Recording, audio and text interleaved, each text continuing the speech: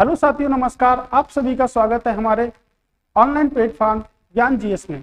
तो चलिए शुरू करते हैं। आज जो हमारी क्लास होगी वो भूगोल की क्लास होगी, यानी कि भूगोल के एमसीक्यू की आज हम क्लास को आपके लिए डिजाइन किए हैं। तो ये क्वेश्चन आपके जो होंगे वो प्रीवियस ईयर विभिन्न परीक्षाओं में पूछे गए आपके प्रीवियस ईयर प्रश्न होंगे। तो हम शुरू करते हैं पहले प्रश्न के साथ में। और हमारा पहला प्रश्न है कि निम्नलिखित में से कौन से कथन क्या है सही हैं। पहला है आपका कोलकाता बंदरगाह भारत का एकमात्र नदी तट बंदरगाह है। दूसरा है कि महाराष्ट्र में सबसे अधिक अधिसूचित छोटे और मध्यम बंदरगाह हैं। भारत के सभी प्रमुख बंदरगाह भारत के 9 तटीय राज्यों में स्थित हैं। कह रहा है मुद्रा भारत का सबसे बड़ा प्राकृतिक बंदरगाह है।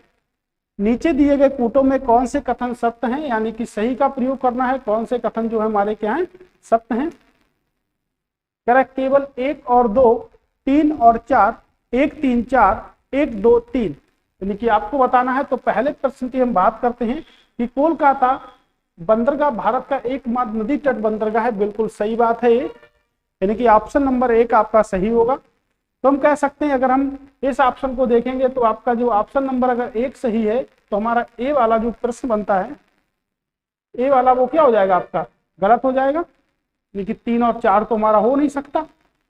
अब 3 और 4 तो हमारा हो नहीं सकता। तो उसके बाद हम बात करते हैं कि महाराष्ट्र में सबसे अधिक अधिसूचित छोटे और मध्यम वर्ती बंदरगाह हैं। तो ये भी ठीक पॉइंट है हमारा। फिर अब भारत के सभी प्रमुख बंदरगाह भारत के 9 तटीय राज्यों में स्थित हैं और मुद्रा भारत का सबसे बड़ा प्राकृतिक बंदरगाह है। तो मुद्रा ना होकर भारत का सबसे बड़ा प्राकृतिक बंदरगाह जो है वो आपका क्या है मुंबई है। और प्रश्न बना रहा है कि भारत के जो प्रमुख बंदरगाह है भारत के 9 तटीय राज्यों से क्या होते लगते हैं। तो बात कर लेते हैं, यानी कि अगर स्टेट की बात करते हैं तो कोस्टल लाइन जो है हमारी 9 राज्यों से लगती है। कितने राज्यों से लगती है? 9 राज्यों से हमारी कोस्टल लाइन लगती है। कुछ राज्य हमारे क्या होंगे पश्चिम की तरफ होंगे, कुछ पश्चिम की तरफ होंगे और कुछ क्या होंगे हमारे पूरब की तरफ होंगे। तो इनको हम बोलते हैं पूर्वी तट और इधर हम बोलते हैं पश्चिमी तट। अब हम बात करते हैं कि पूर्वी तट ज्यादा सक्रिय है पश्चिमी तट। तो पश्चिमी तट जो है वो ज्यादा सक्रिय है पूर्वी तट की तुलना में।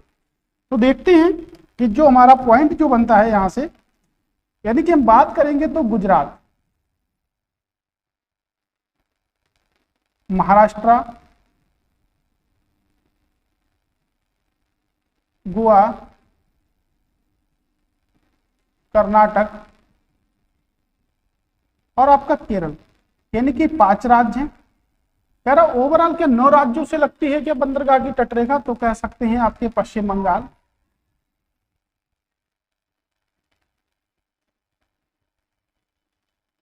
आंध्र प्रदेश, तमिलनाडु से भी और हमारी उड़ीसा से। तो ये भारत के राज्य है 9 जिससे आपकी क्या होती है कोस्टल लाइन, यानी कि तटीय रेखा हमारी लगती है, जिसकी टोटल जो लंबाई है वो आपकी 75-16.6 किलोमीटर क्या है टोटल लंबाई है हमारी यहां से। तो हमने देखा कि सबसे लंबी जो तट रेखा है वो आपके गुजरात की है।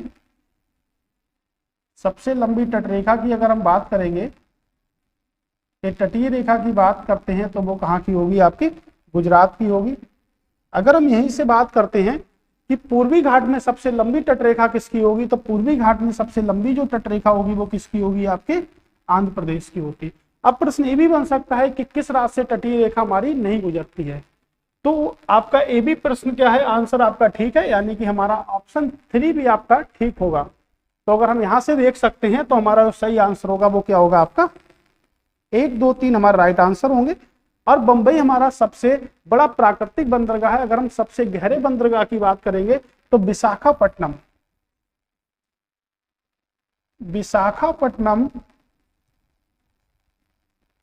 आंध्र प्रदेश में जो आपके आता है वो सबसे बड़ा बंदरगाह है।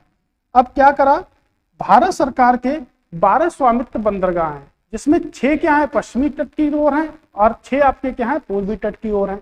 जिसमें हम देख सकते हैं जिसमें चेन्नई जो है वो सबसे बड़ा बंदरगाह है आपका निजी, यानी कि निजी बंदरगाह की श्रेणी में अगर सबसे बड़े बंदरगाह की अगर हम बात करेंगे तो वो आपका चेन्नई। तो कुछ क्या है पश्चिम की ओर चल दिए और कुछ क्या है पूरब की ओर चले दिए। अगर हम बात करेंगे पूर्वी घाट की तो तूतीकोरिन, ये आपका कहां पर है, तमिलनाडु में है। डायरेक्ट पूछा जाता है पेपर में।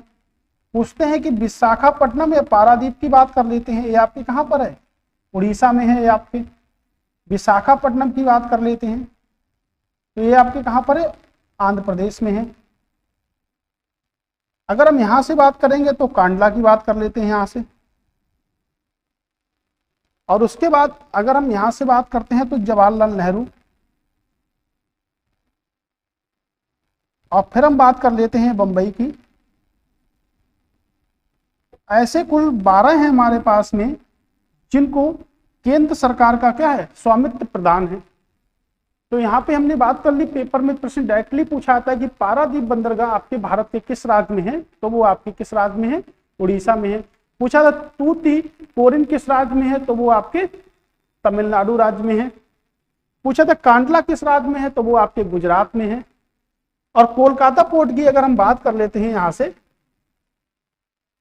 कोलकाता अगर पोर्ट की अगर हम बात कर लेते हैं यहां से, तो इसका जो वर्तमान समय में जो नाम है वो श्यामा प्रसाद मुखर्जी रख दिया गया है। तो श्यामा प्रसाद मुखर्जी इसका वर्तमान समय में नाम रख दिया है। भारत का सबसे पुराना बंदरगाह है, तो भारत का सबसे पुराना बंदरगाह है आपका। और कोलकाता आपके ऊपर भी प्रदर्शित है कि कोलकाता बंदरगाह भारत का एकमात्र नदी तटीय बंदरगाह है जो नदी तट का संपर्क तक रखता है आपकी हुगली नदी से।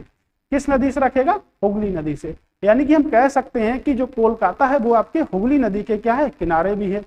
और गंगा व ब्रह्मपुत्र नदी के बीच में एक डेल्टा बनता है जिसको हम कहते हैं सुंदरबन का डेल्टा। तो सुंदरबन जो डेल्टा है वो गंगा और ब्रह्मपुत्र नदियों के संगम पर बना हुआ है, जिसकी संयुक्त धारा जब मिलती है आपस में तो हम उसको मेघना के नाम से जानते हैं। और इस पे एक सुंदरी वृक्ष पाया जाता है, इसीलिए कहा जाता है कि सुंदरबन डेल्टा उसका नाम दे दिया गया। और सुंदरबन डेल्टा जो है, अगर पूछा था कि भारत में सबसे ज्यादा मैंग्रोव कहां पर होते हैं, तो मैंग्रोव वनस्पति सबसे ज्यादा आपके सुंदरबन डेल्टा यानी कि पश्चिम बंगाल राज्य में सबसे ज्यादा मैंग्रोव होती है। इस तरह हमने प्रश्न को देखा, तो प्रश्न का जो आंसर होगा वो क्या होगा, 1, 2 और 3, यानी कि सही उत्तर की बात कर रहा है तो 1, 2 और 3 हमारा क्या होगा, राइट आंसर आपका होगा। अगला प्रश्न है कि भारत के निम्नलिखित में से किस क्षेत्र में एंथ्रोसाइट्स कोयला संसाधन पाए जाते हैं।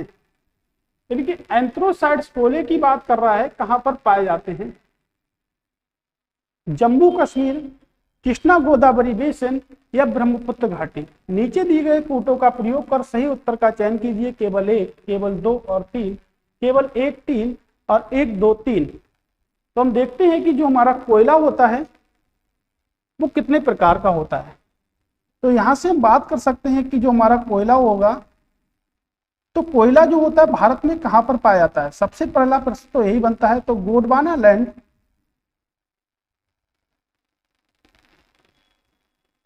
गोंडवाना लैंड या धारवाड़ के क्षेत्रों में पाया जाता है आपके। अगर हम बात करेंगे तो कोयला जो होता है वो 4 प्रकार का होता है आपके, जैसे एंथ्रोसाइट्स, यही हमसे पूछा गया है कि कहां पर पाया जाएगा। उसके बाद जो कोयला हमारा होता है वो होता है बिटमिन्स।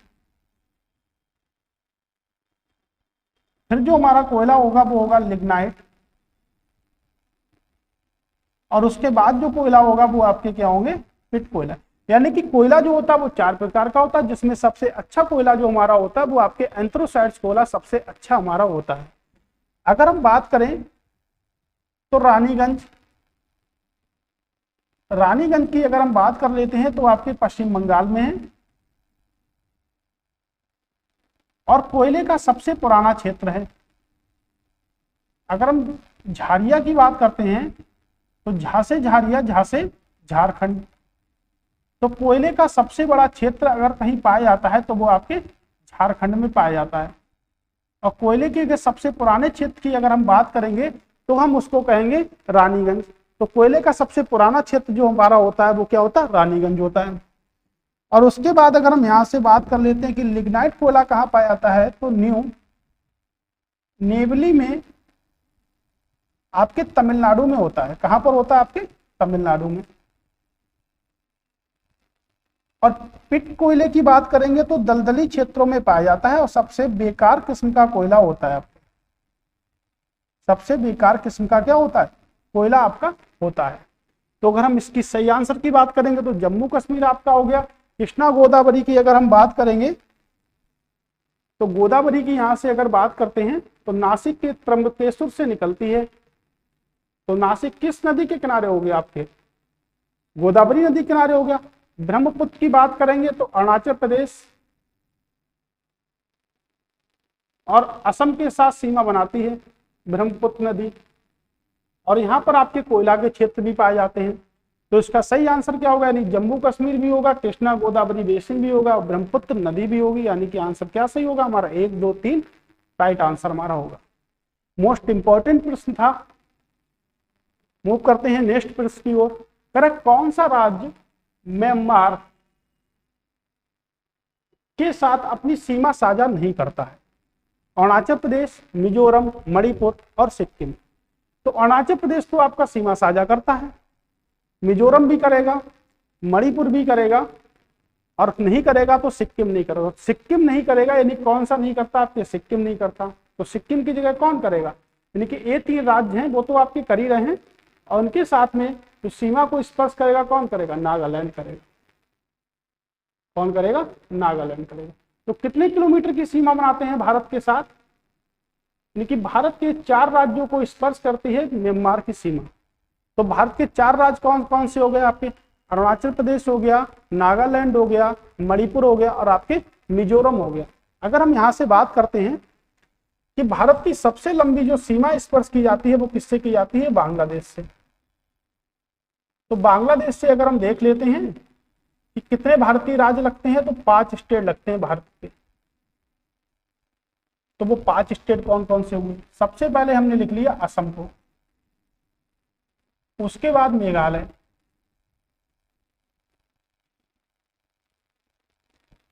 फिर मिजोरम,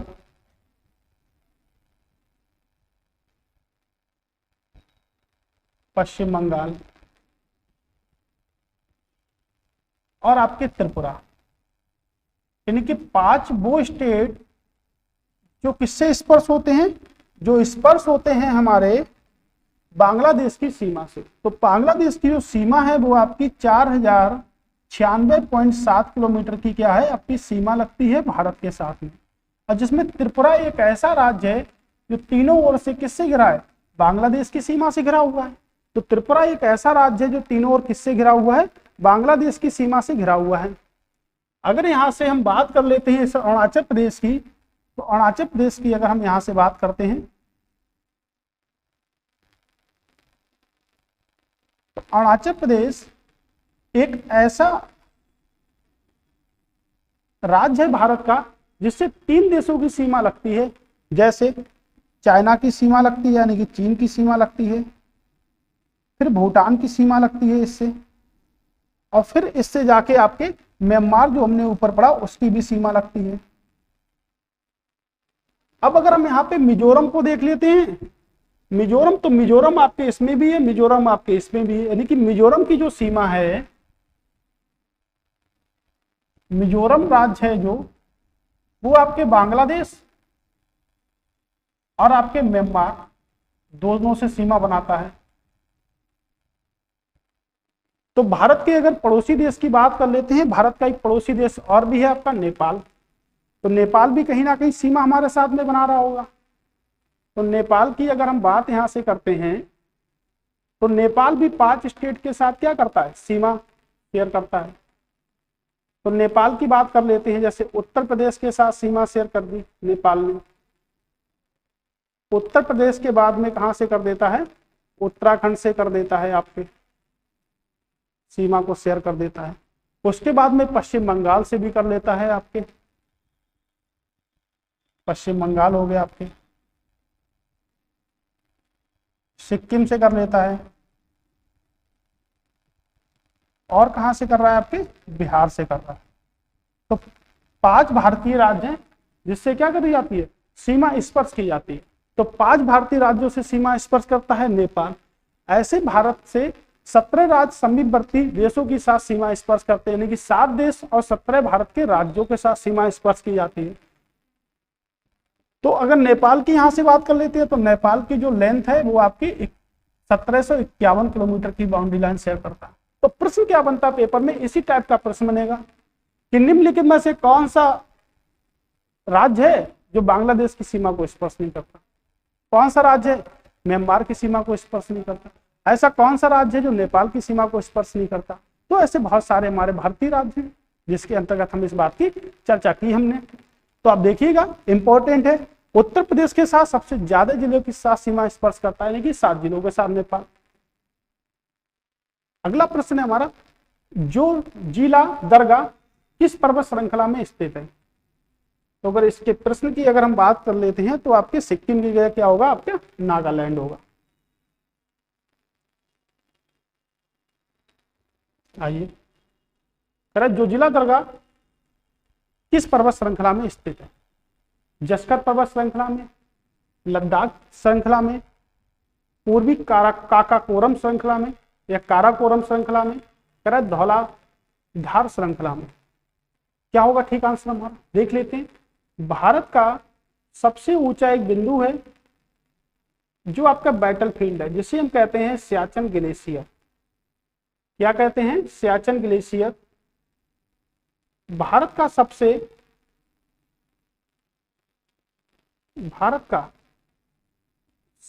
अधिक ऊंचाई पर, भारत का सबसे अधिक ऊंचाई पर युद्ध क्षेत्र है। भारत का सबसे अधिक ऊंचाई पर स्थित क्या है, युद्ध क्षेत्र है, जो किस घाटी में स्थित है, तो नुब्रा घाटी में आपके स्थित है। और किस नदी की बात करेंगे तो स्वक्त नदी की, इसमें ये स्थित है आपके।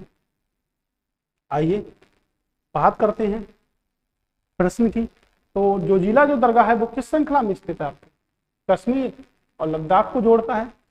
अगर हम और भी बात कर लें तो जैसे हमारे पास में कुछ दर्रा है, जैसे बोमडिला कहाँ पर है, आपके अरुणाचल प्रदेश में है।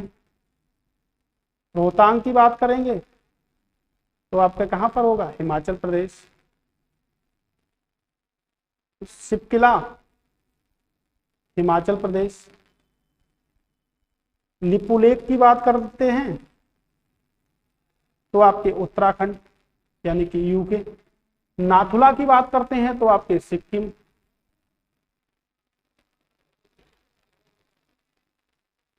जेलेब दर्ला दरगाह की बात करते हैं तो दोनों आपके कहां पर, सिक्किम।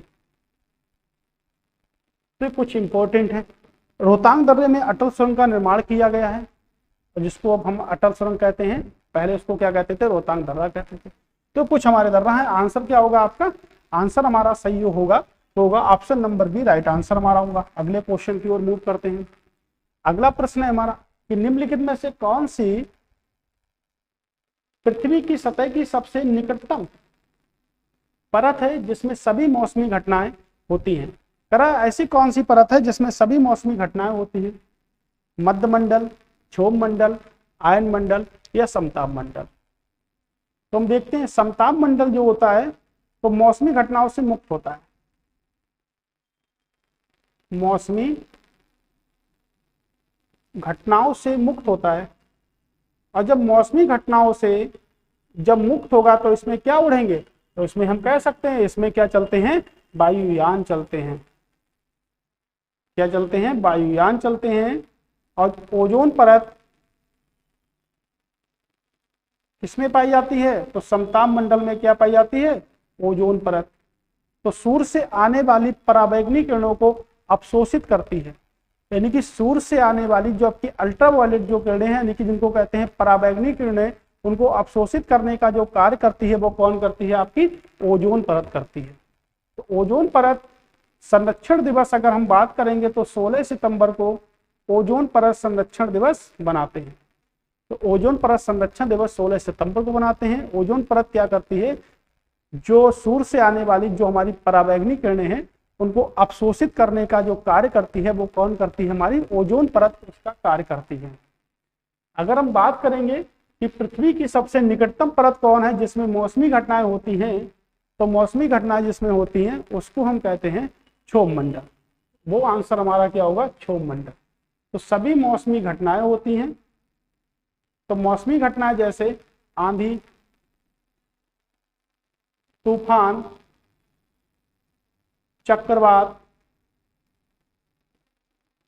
जब पृथ्वी पर तूफान आता है या भूकंप आता है, यानी कि भूकंप भी आ सकता है, तो पृथ्वी पर जब भूकंप आएगा तो वो कहाँ आएगा, क्षोभ मंडल में आएगा। तो मौसमी घटनाएं कहाँ पर होती है, क्षोभ मंडल में होती है। तो हम कह सकते हैं जब पृथ्वी पर भूकंप आता है तो कौन सी गैस निकलती है, तो गैस निकलती है आपकी रेडॉन गैस निकलती है। तो भूकंप की अगर हम बात करेंगे तो भूकंप एक होता है जिसको हम किससे मापते हैं, रिएक्टर पैमाने से मापते हैं। भूकंप को किससे मापते हैं, रिएक्टर पैमाने से। लेकिन अगर भूकंप की तीव्रता की बात करते हैं कि भूकंप की तीव्रता को किससे मापते हैं, इंटेंसिटी को किससे मापते हैं, तो मापते हैं आपके सिस्मोग्राफ से। किससे मापते हैं बच्चों, तो मापते हैं सिस्मोग्राफ से। सिस्मोग्राफ से हम इसको मापते हैं। तो अगर भूकंप की इंटेंसिटी की अगर हम बात करेंगे तो उसको सिस्मोग्राफ से मापते हैं। भूकंप अगर मापा जाता है तो वो रिएक्टर पैमाने से मापा जाता है। तो सभी मौसमी घटनाएं से जो परत होती है उसको हम कहते हैं क्षोभ मंडल, और जो मौसमी घटनाएं से मुक्त होती है यानी कि फ्री होती है, जिसपे हम वायुयान उड़ा सकते हैं, तो उसको हम कहते हैं समताप मंडल। तो समताप मंडल के ये 3 पॉइंट्स बहुत ही इंपॉर्टेंट है। जैसे मौसमी घटनाओं से मुक्त होता है, वायुयान चला सकते हैं और ओजोन परत पाई जाती है। एक क्वेश्चन बहुत ही कंफ्यूजन में रहता है कि वायुयान के टायरों में कौन सी गैस भरी जाती है। तो वायुयान के टायरों में आपके नाइट्रोजन गैस भरी जाती है। कौन सी गैस भरी जाएगी, नाइट्रोजन, जिसे हम कह सकते हैं 7N14 यानी कि नाइट्रोजन भरी जाती है। पहले कौन सी गैस भरी जाती थी, तो पहले भरी जाती थी हीलियम गैस। अब कौन सी भरी जाती है, अब भरी जाती है नाइट्रोजन गैस। अब हीलियम गैस सबसे हल्की गैस है और उसको हम गुब्बारों में प्रयोग करते हैं। जब समुद्र के अंदर गोताखोर जाते हैं तो वो ऑक्सीजन के साथ हीलियम गैस का भी क्या ले जाते हैं, मिश्रण ले जाते हैं। तो ऑक्सीजन के साथ हीलियम गैस का भी प्रयोग करते हैं समुद्र के अंदर गोताखोर, और गुब्बारों में जो प्रयोग की जाती है उसको हम कहते हैं हीलियम। तो ऐसे हमारे जो प्रश्न का आंसर बना वो क्या बना, आपके ऑप्शन नंबर बी हमारा राइट आंसर है। पृथ्वी का कोर मुख्य रूप से किससे बना होता है, रेगिस्तान दे रखा है, पूछ रहा है किससे बना होता है, निकिल व तांबा से। ऑप्शन है निकिल व एल्यूमिना से, निकिल व लोहा से, और निकिल व मैग्नीशियम से। क्या होगा हमारा राइट आंसर, आप बताइएगा।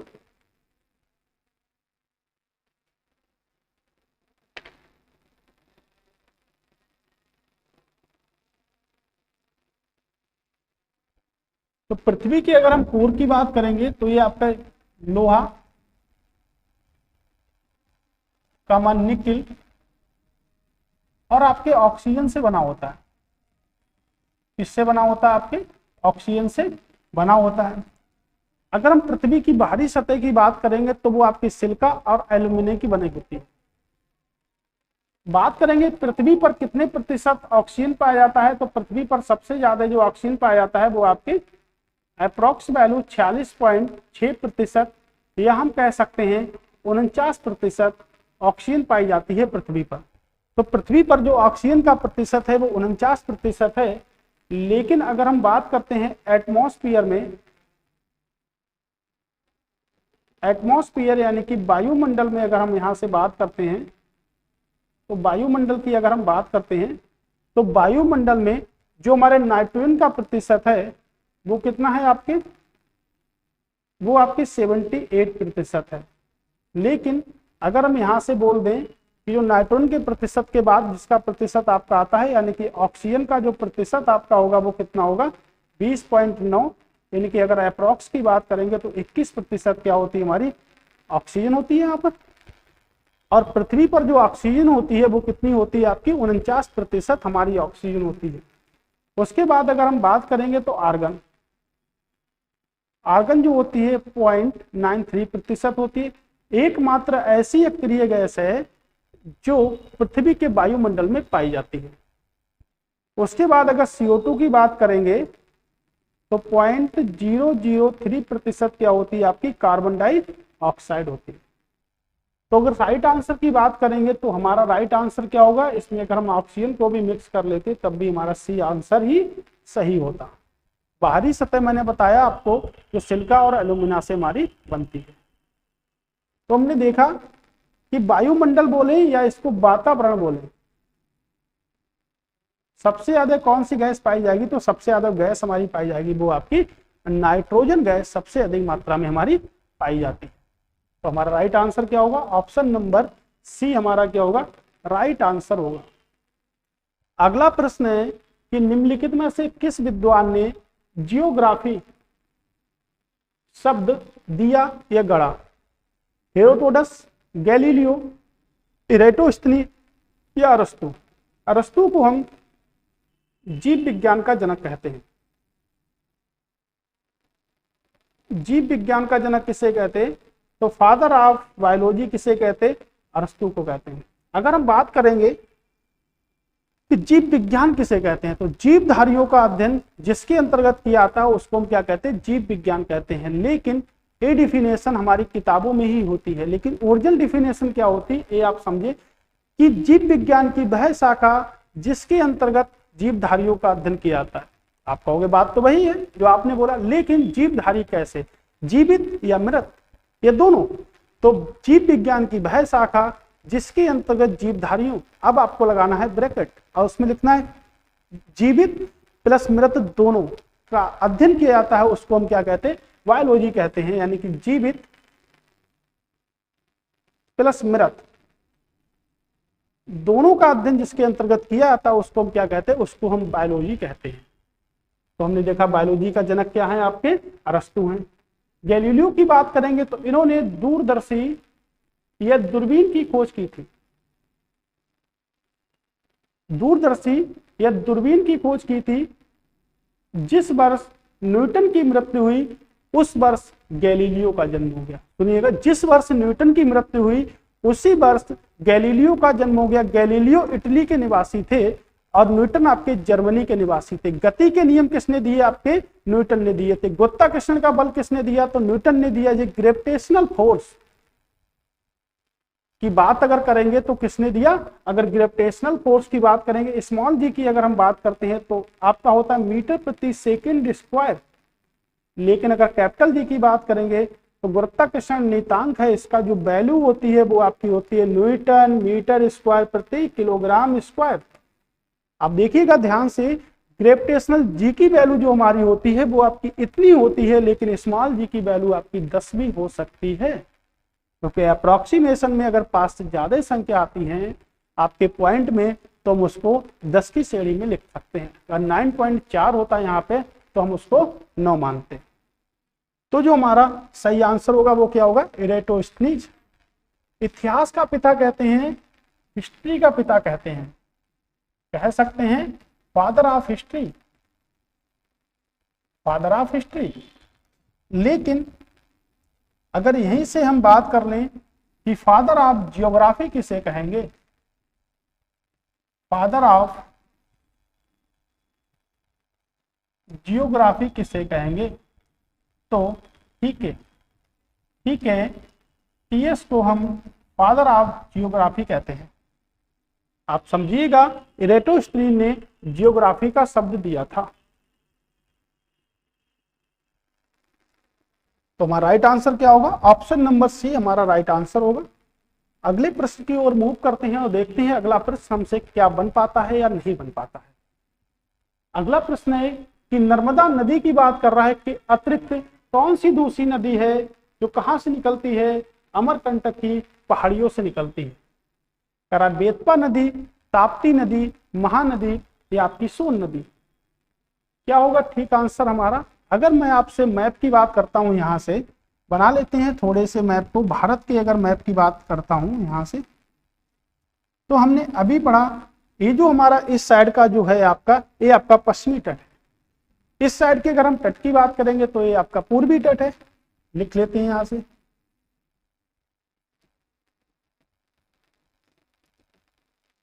पश्चिमी तट और आपका पूर्वी तट। ये कौन सा सागर है? ये आपका अरब सागर होगा। और ये जो इधर वाला जो आपका सागर है वो आपका क्या है? बंगाल की खाड़ी है। इसको भी हम सागर ही लेते हैं, बंगाल की खाड़ी है। और ये आपका क्या है? ये आपका हिंद महासागर। यहां से अगर हम कहेंगे कि कन्याकुमारी को 3 सागरों का संगम कहते हैं, तो ठीक बात भी है। कन्याकुमारी को 3 सागरों का संगम कहते हैं, जिसमें अरब सागर, बंगाल की खाड़ी और हिंद महासागर आपके आते हैं। इसीलिए उसको हम 3 सागरों का संगम कहते हैं। प्रश्न है हमारा कि नर्मदा के अतिरिक्त ऐसी कौन सी दूसरी नदी है जो अमरकंटक की पहाड़ियों से निकलती है? क्या होगा हमारा राइट आंसर?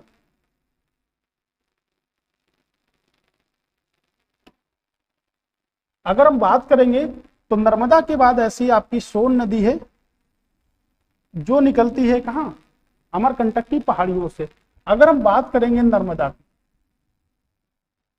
तो नर्मदा जो है वो पश्चिम की ओर बहती है।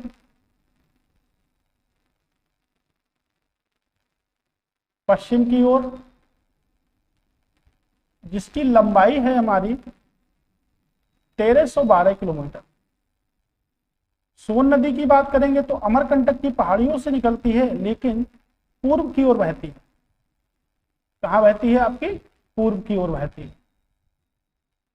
तो सोन नदी जो है वो आपकी अमरकंटक की पहाड़ियों से निकलती है, लेकिन पूर्व की ओर बहती है। जिसकी लंबाई की बात करेंगे तो 784 क्या है इसकी लंबाई। चलिए, इतना हम समझ चुके हैं। यानी कि आंसर हमारा क्या होगा? आपका सोन नदी आपका आंसर होगा। लेकिन अगर हम बात करेंगे महानदी की, तो महानदी जो निकलती है वो आपके दक्षिण से उत्तर की ओर बहती है। दक्षिण से उत्तर की ओर महानदी बहती है आपकी। जैसे उड़ीसा हो गया, आपके छत्तीसगढ़, देखिए उड़ीसा, छत्तीसगढ़ और आपके मध्य प्रदेश में सीमा बनाती है आपकी कौन सी महानदी? आपके एमपी में सीमा बनाती है। तो आपकी अरब सागर में गिरने वाली जो नदी है वो आपकी क्या है? नर्मदा और ताप्ती। तो वो नदियां जो आपके अरब सागर में गिरती हैं उनको हम कहते हैं नर्मदा और ताप्ती। तो जो नदियां बंगाल की खाड़ी में हमारी गिरती हैं वो क्या बनाएंगे? आपके डेल्टा का निर्माण करेंगे। और जो नदियां हमारे बंगाल की खाड़ी में ना गिरकर अरब सागर में गिरती हैं वो क्या बनाएंगी? आपकी एस्चुरी बनाएंगी। क्या बनाएंगी? एस्चुरी बनाएंगी। हम डिटेल में टॉपिक को देखेंगे, भारत की नदियों का अफवाह तंत्र, यानी कि अफवाह तंत्र यानी कि ड्रेनेज सिस्टम, यानी कि जिसमें हम चर्चा करेंगे नदियों की। कर लक्षद्वीप कहाँ स्थित है? बंगाल की खाड़ी में स्थित है, प्रशांत महासागर में स्थित है, अरब सागर में स्थित है, या आपके अटलांटिक महासागर में स्थित है। अभी हमने बात की थी कि अगर हम फिर से मैप की बात कर लेते हैं यहां से, तो ये आपकी बे ऑफ बंगाल है, यानी कि इसको हम कहेंगे बंगाल की खाड़ी। बे ऑफ बंगाल है इस साइड में। और इस साइड की अगर हम बात करेंगे तो ये आपका क्या है? ये आपका अरब सागर है।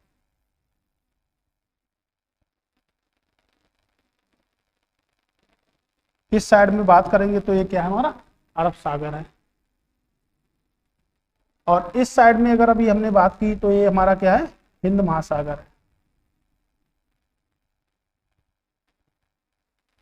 इस साइड में हमारा क्या है? ये आपका हिंद महासागर है। तो लक्षद्वीप की अगर हम बात करेंगे तो लक्षद्वीप आपका अरब सागर में स्थित होगा। और बंगाल की खाड़ी जो आप बे ऑफ बंगाल है उसमें आपका अंडमान निकोबार द्वीप समूह स्थित होगा।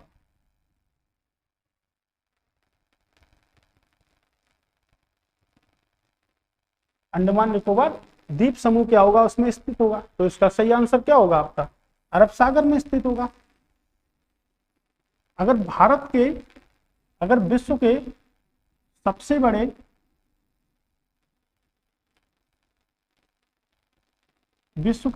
बड़े महासागर की अगर बात करेंगे क्षेत्रफल के हिसाब से तो वो हमारा कौन होगा, प्रशांत महासागर होगा, जिसको हम कह सकते हैं एज ए पैसिफिक सी।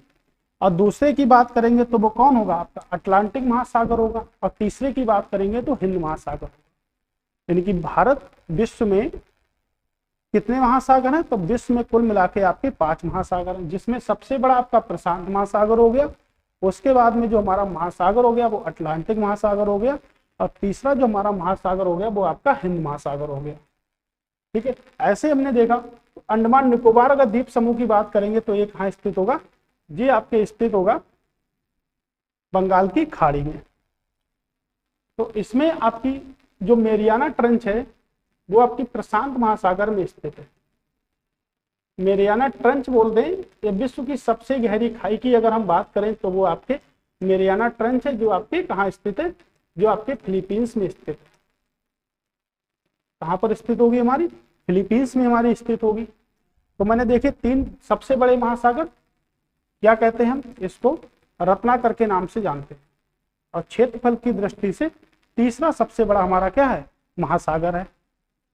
तो इस प्रश्न का जो आंसर होगा वो क्या होगा, आपका अरब सागर हमारा राइट आंसर होगा इस प्रश्न का। मूव करते हैं मैं अगले प्रश्न की ओर। अगला प्रश्न आप देखिएगा क्या है,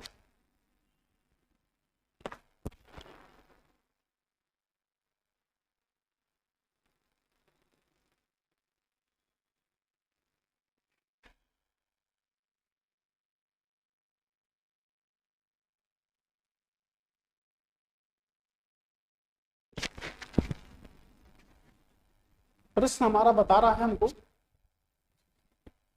कि निम्नलिखित में से भारत में खारे पानी की सबसे बड़ी झील कौन सी है।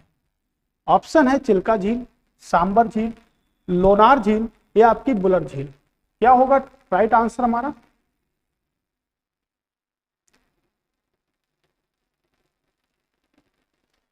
अगर यहां से हम बात करते हैं तो अगर हम यहां से बात करते हैं तो भारत में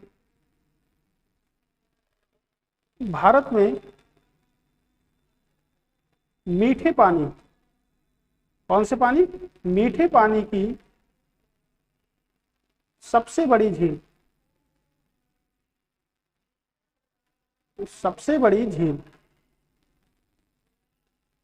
भारत में मीठे पानी की सबसे बड़ी झील आपकी कौन सी है, बुलर झील, जो आपके कहां पर है, आपके जम्मू एंड कश्मीर में है। चलिए बात करते हैं तो आपका सही आंसर क्या होगा, चिल्का झील है, जो कहां पर है, आपके उड़ीसा में। अगर हम बात करेंगे खारे पानी की दूसरी सबसे बड़ी झील तो हमारी कौन सी झील होगी, पुलिकट झील होगी। और पुलिकट झील जो है वो आपके कहां पर है, वो आपके आंध्र प्रदेश में है। लोनार झील की बात करेंगे तो आपके महाराष्ट्र में है। और भारत की सबसे, अगर भारत की सबसे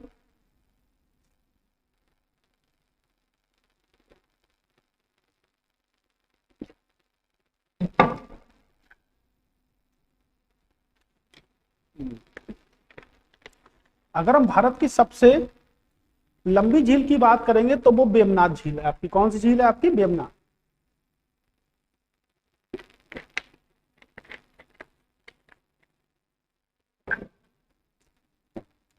तो वो आपकी झील होगी वेमनाथ झील। सबसे लंबी अगर झील की बात करेंगे तो वो आपकी वेमनाथ होगी, जो आपके केरल राज्य में स्थित है। किस राज्य में स्थित होगी, केरल राज्य में आपकी स्थित होगी। लोनार आपकी कहां पर है, ये आपके महाराष्ट्र में है, महाराष्ट्र में है।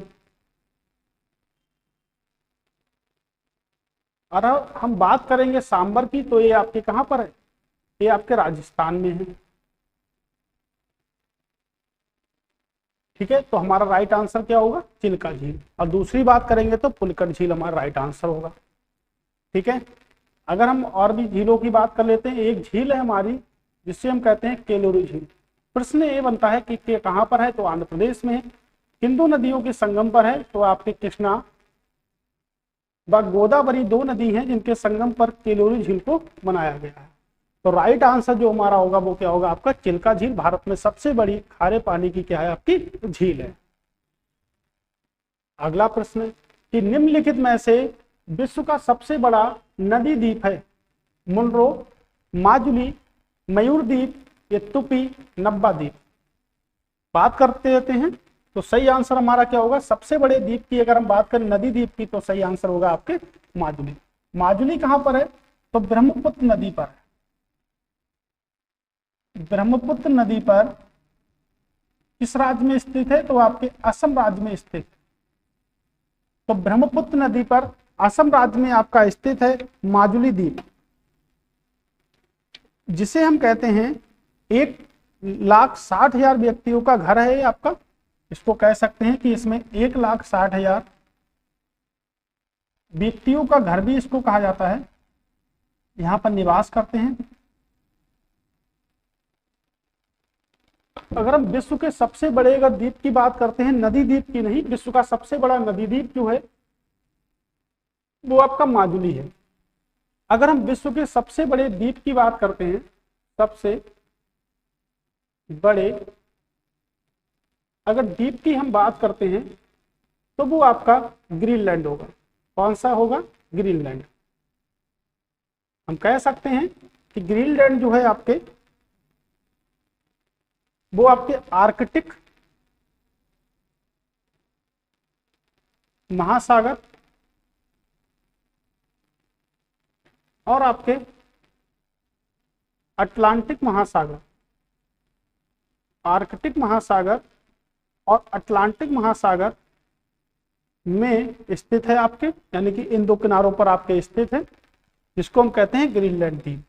ठीक है, तो हमने देखा कि विश्व का सबसे बड़ा नदी द्वीप है वो आपके माजुली है, वो असम में ब्रह्मपुत्र नदी पर है और 1,60,000 व्यक्तियों का घर जिसको कहा जाता है। लेकिन अगर ग्रीनलैंड की बात करेंगे तो विश्व का सबसे बड़ा द्वीप है जो आपके आर्कटिक और अटलांटिक महासागर के मध्य में स्थित है आपका ग्रीनलैंड। अगला प्रश्न है कि भारत में किस कॉरिडोर या गलियारा को चिकन नेट के नाम से जाना जाता है?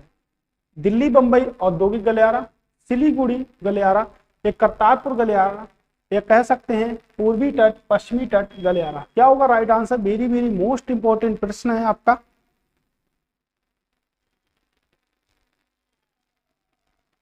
अगर हम राइट आंसर की बात करेंगे तो सिलीगुड़ी। कहां पर है ये? आपके पश्चिम बंगाल में है। कहां पर होगा? आपके पश्चिम बंगाल में है।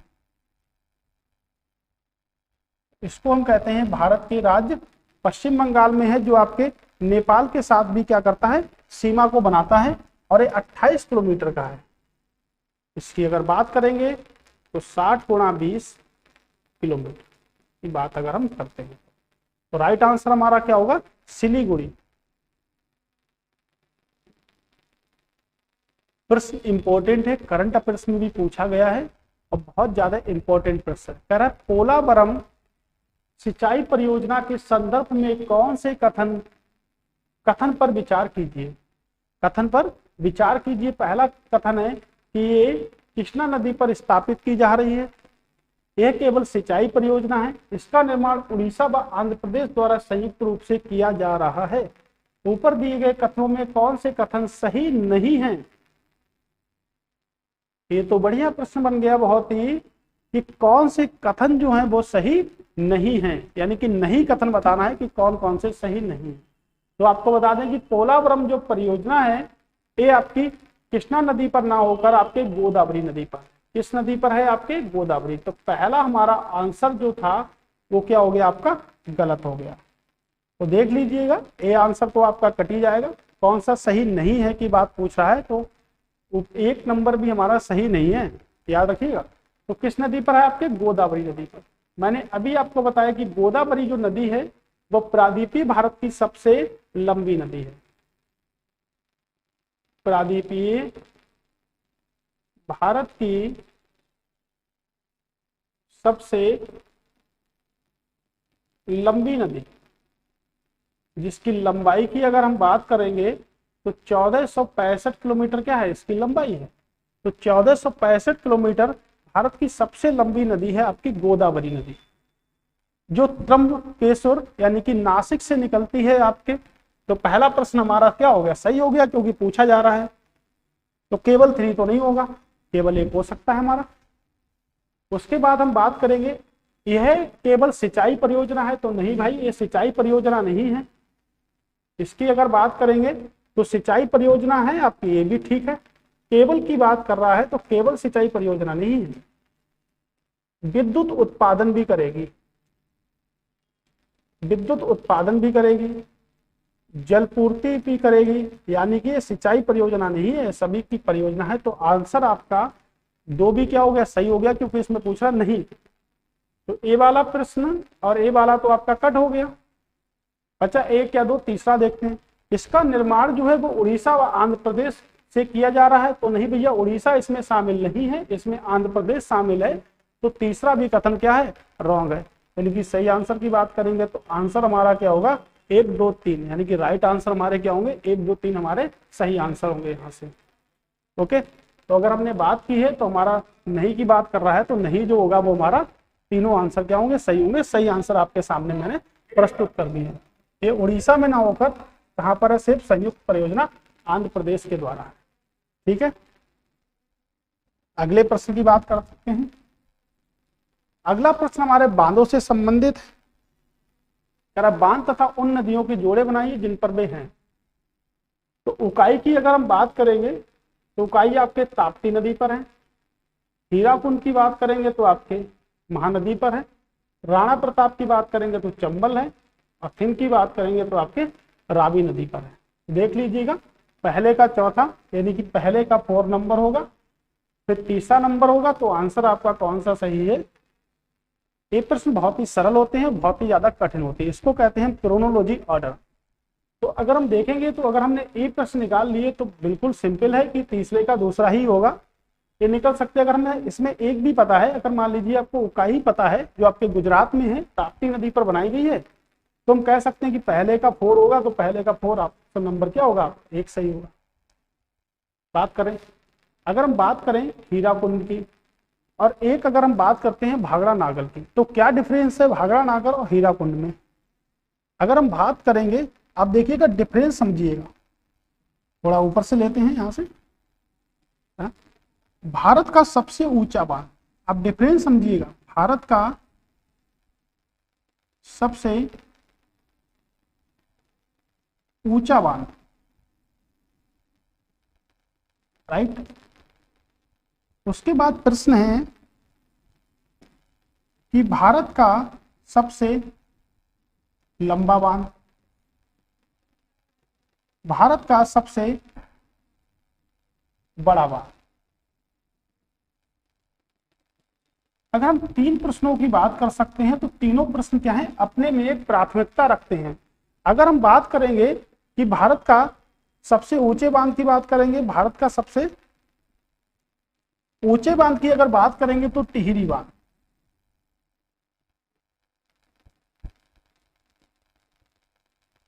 भारत के सबसे लंबे अगर बांध की बात करेंगे तो आपका हीराकुंड बांध।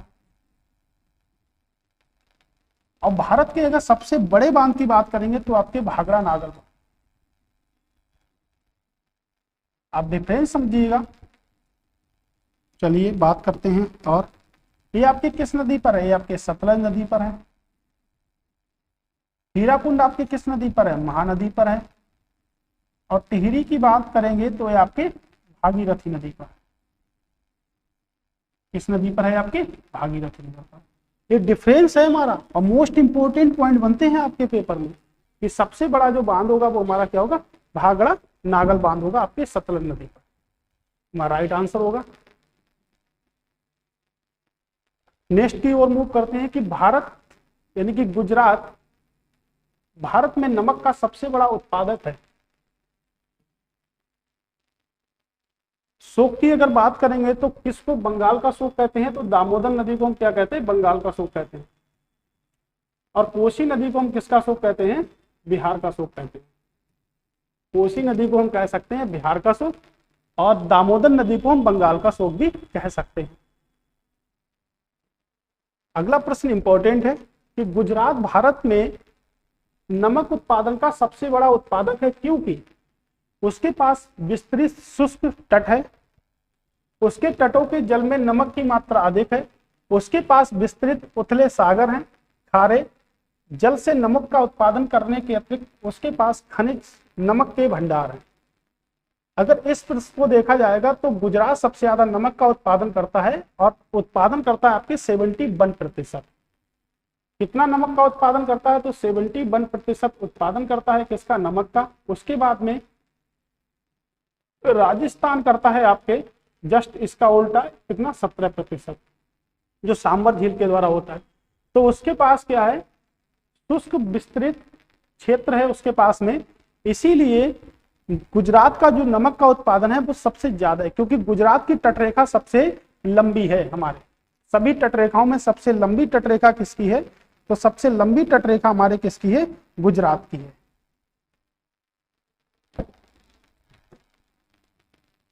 करें निम्नलिखित में से कौन सा जोड़ा गलत बनाया गया है? करें कोयना महाराष्ट्र में है,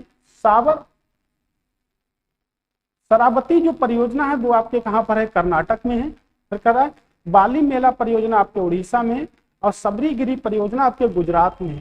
तो आपके जो कोयना जो परियोजना है वो आपकी ठीक है, महाराष्ट्र में है। शरावती परियोजना आपके कर्नाटक में है।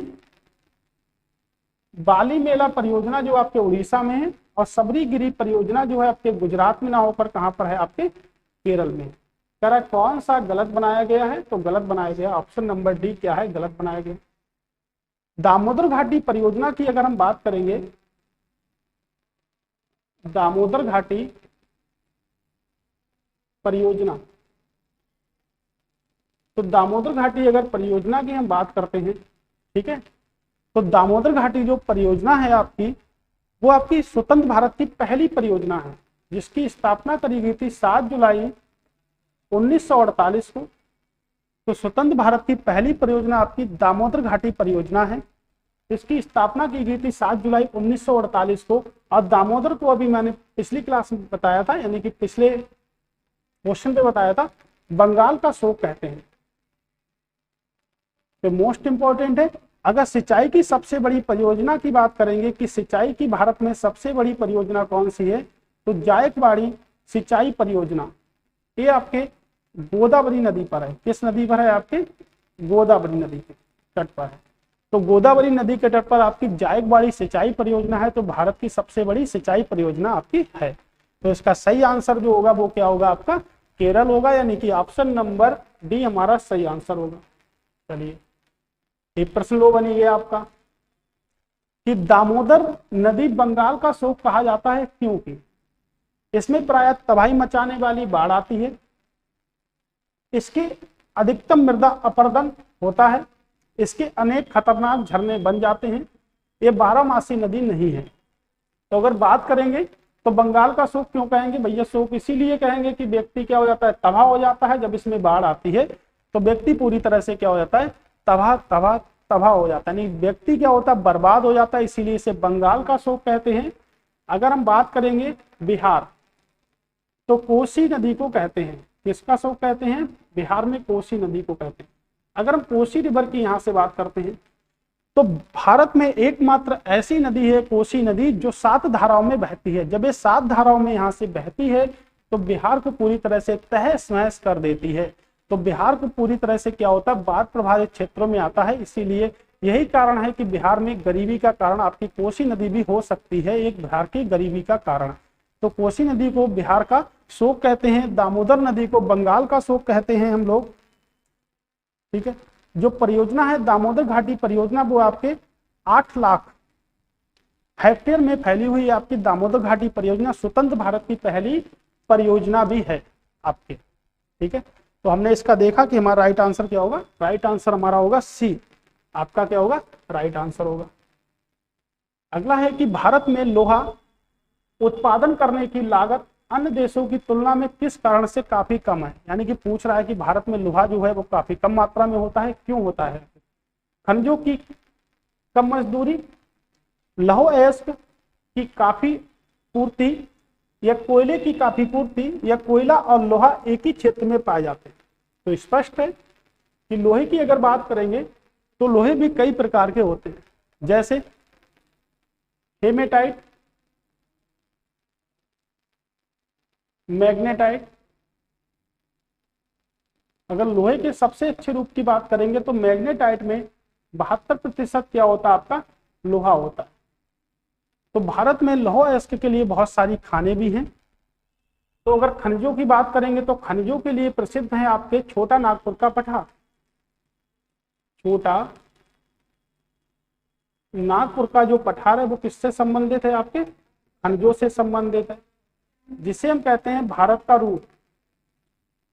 भारत का रूर कहते हैं। और ये आपके झारखंड में स्थित है। कहां पर स्थित है, झारखंड में पारसनाथ की पहाड़ियों पर स्थित है, जिसको हम मधुबनी की पहाड़ियां भी कहते हैं। देखेंगे तो राइट आंसर हमारा क्या होगा कि कोयला और लोहा एक ही क्षेत्र में पाए जाते हैं, हमारा राइट आंसर होगा। इसीलिए जो लोहा का उत्पादन है वो क्या होता है, कम होता है। कोयले के बारे में अभी हमने चर्चा की थी प्रीवियस क्वेश्चन में। अगले प्रश्न की ओर मूव करते हैं। अगला प्रश्न आपके लिए बहुत ही स्पेशल बनाया गया है कि कोई व्यक्ति है अब भारत के 3 अलग अलग राज्यों में स्थित। तो भारत के 3 अलग अलग राज्यों में स्थित, जैसे रणथंभौर, गिर और बांदीपुर के राष्ट्रीय उद्यान यानी कि नेशनल पार्क देखना चाहता है, तो इस संबंध में उसे किस राज्य में जाने की आवश्यकता नहीं है। पूछ रहा है किस राज्य में जाने की आवश्यकता नहीं है। तो सिंपल सा क्वेश्चन पूछ रहा है कि भैया बता दो कि हमको नेशनल पार्क कहाँ कहाँ पर हैं और आप किस राज्य में नहीं जाओगे अगर आपको ये देखने होंगे। तो सिंपल है, ऐसे भी प्रश्न हमारे पेपर में बन सकते हैं। यानी कि गुजरात में क्या है आपका गिर नेशनल पार्क है, तो गिर नेशनल पार्क आपके कहाँ पर है, गुजरात में। तो गुजरात तो भाई जाना ही पड़ेगा गिर नेशनल पार्क देखने के लिए। राजस्थान में बात करेंगे तो रणथंभौर, राजस्थान भी हमको जाना पड़ेगा। कर्नाटक की बात करेंगे तो आपके बांदीपुर, यहाँ भी हमको जाना पड़ेगा। तो यहाँ भी हम जाएंगे ना, तभी तो हम देख पाएंगे ना इनको। ओके, उसके बाद अगर बात करेंगे तो आपके अंसी नेशनल पार्क है, डुडेली भी है यहाँ पर। और अगर हम इसके बाद बात करेंगे तो भारत का पहला तितली अभ्यारण्य, भारत का पहला तितली अभ्यारण्य जिसको हम कहते हैं बन्नेर घट्टा। तो भारत का पहला तितली अभ्यारण्य जो है उसको हम क्या कहते हैं, बन्नेर घट्टा कहते हैं। तो भारत का पहला तितली अभ्यारण्य जो है वो भी आपका कहाँ पर है, बांदीपुर में ही है। अगर हम राजस्थान की बात करेंगे तो सरिस्का भी है यहाँ पर, सरिस्का नेशनल पार्क आपके कहाँ पर है, राजस्थान में है। तो हमें कहाँ नहीं जाना पड़ेगा, तो गिर नेशनल पार्क जो है वो आपके किसके लिए प्रसिद्ध है, तो वो हमारे एशियाई शेरों के लिए प्रसिद्ध है। किसका, एशियाई शेर बोल सकते हैं, साइबेरियन शेरों के लिए प्रसिद्ध बोल सकते हैं। एशियाई शेरों के लिए क्या है आपका गिर नेशनल पार्क आपका क्या है, प्रसिद्ध है।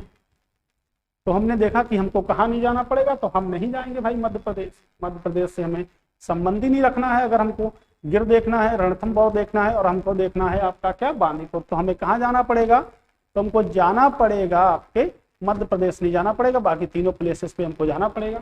चलिए बात कर लेते हैं। और भी कई सारे नेशनल पार्क हैं, जैसे ग्रेट हिमालयन नेशनल पार्क। अगर हमको देखना होगा तो हम कहाँ जाएंगे, हिमाचल प्रदेश जाएंगे। हेमिस नेशनल पार्क की अगर हम बात कर लेते हैं तो भारत का सबसे बड़ा नेशनल पार्क है आपके लद्दाख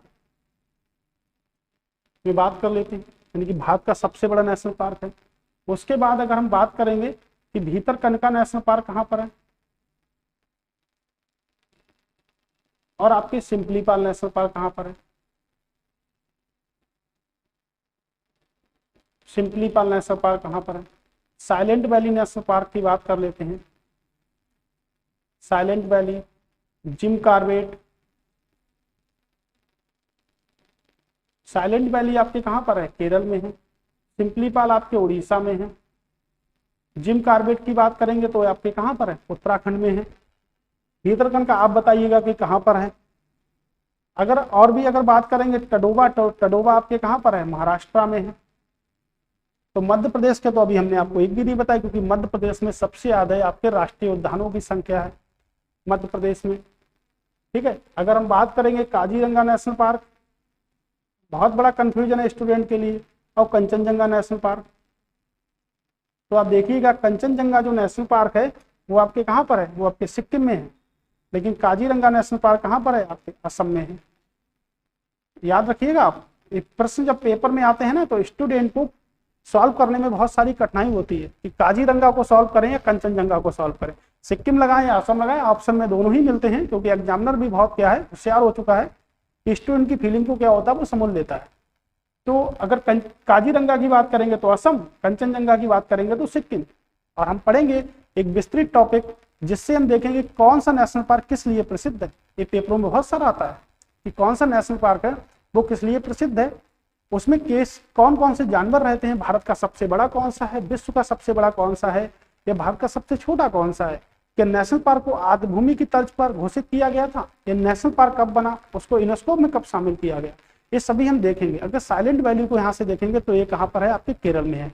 तो केरल की अगर हम बात करेंगे तो सबसे ज्यादा जैव विविधता अगर किसी पार्क में पाई जाती है तो वो साइलेंट वैली, जिससे हम कहते हैं शांत घाटी। अगर वहीं पर फूलों की घाटी की बात करेंगे तो फूलों की जो घाटी है वो आपके कहाँ पर है, उत्तराखंड में है, जिसमें 40,000 प्रकार के फूल पाए जाते हैं। और अगर यहीं पे बात कर लेते हैं कश्मीर घाटी, तो कश्मीर घाटी आपके केसर के उत्पादन के लिए प्रसिद्ध है, यानी कि सैफरॉन उसमें सबसे ज्यादा होता है आपका। तो ऐसे कुल मिला के हमारे नेशनल पार्क होते हैं जिनकी हमें जानकारी रखनी पड़ेगी, यानी कि क्योंकि वो पेपर में आते हैं हमारे, इसलिए हमको उनकी जानकारी रखनी पड़ेगी। और हमको पढ़ने के लिए समझना भी जरूरी है, यानी कैसे हम चैप्टरों को समझे। तो इस पर भी आपके लिए मैं एक वीडियो लेके आऊंगा कि कैसे हम पढ़ाई करें, कि हम पढ़ाई को घंटों के हिसाब से करें या टाइम मैनेजमेंट, जैसे 10 से 11 का टाइम हो गया आपका, 12 से 13 मतलब 1 बजे का टाइम हो गया, क्या हम ऐसे पढ़ाई करेंगे? नहीं, हमको पर डे पढ़ना है। कैसे पढ़ना है ये भी हम आपके साथ डिस्कस करेंगे, क्योंकि स्टूडेंट का टाइम टेबल मैनेजमेंट, जब तक हमारा टाइम टेबल का मैनेजमेंट नहीं होगा तब तक हमारी स्टडी में क्या होगा, 100% नहीं हम दे पाएंगे। तो टाइम मैनेजमेंट को कैसे करेंगे इस पर भी आपके सामने वीडियो लेके आएंगे कि टाइम मैनेजमेंट आखिर हम कैसे कर सकते हैं एग्जाम हॉल में। क्या करें कि एग्जाम हमारा होगा तो हम क्या नए नए क्वेश्चनों को पढ़ें, या जो हमने नोट्स बनाए क्या हम उनको पढ़ें। तो ऐसी भी बहुत सारी बातें होती हैं जो स्टूडेंट के सामने प्रस्तुत की जाएंगी, और इससे क्या होगा, हमारे सिलेक्शन की दर जो होगी ना वो बढ़ेगी। ओके, तो चलिए अगले क्वेश्चन की ओर चलते हैं। अगला प्रश्न है कि लोहा और इस्पात उद्योग निम्नलिखित में से किस स्थान पर जर्मनी तकनीकी से सहयोग से लगाया गया? दुर्गापुर, भिलाई, राउरकेला या भद्रावती? चलिए बताइए क्या होगा इसका आंसर।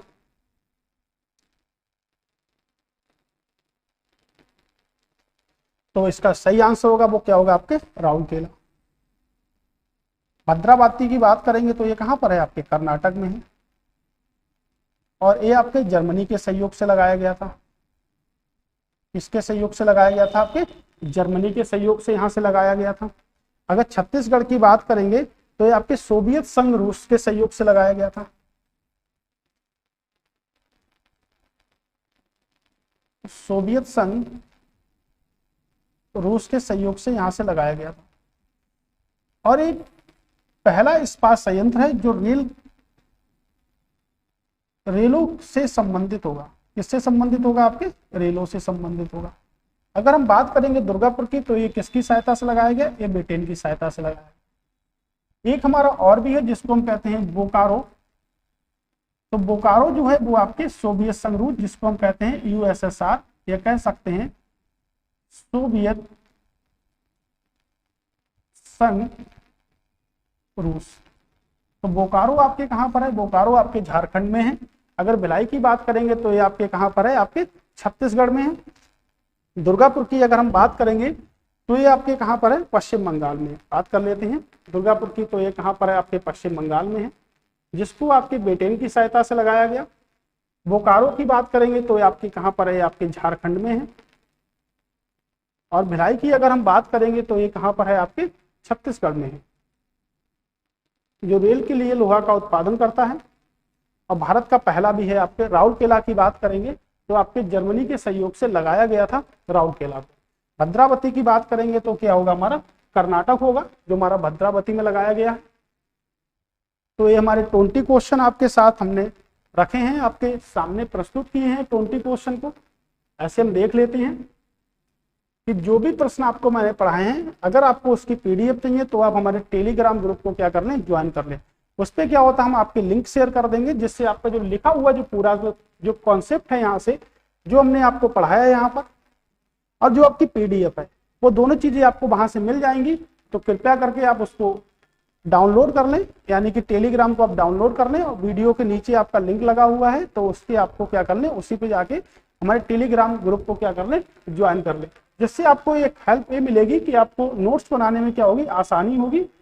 या वीडियो को अगर आप एक बार देख लेते हैं तो आपको पीडीएफ के माध्यम से आप उसके नोट्स भी बना सकते हैं। तो कुल मिला के ऐसे हमारे सभी क्वेश्चनों की चर्चा की है, देखिएगा हमने आपके सामने।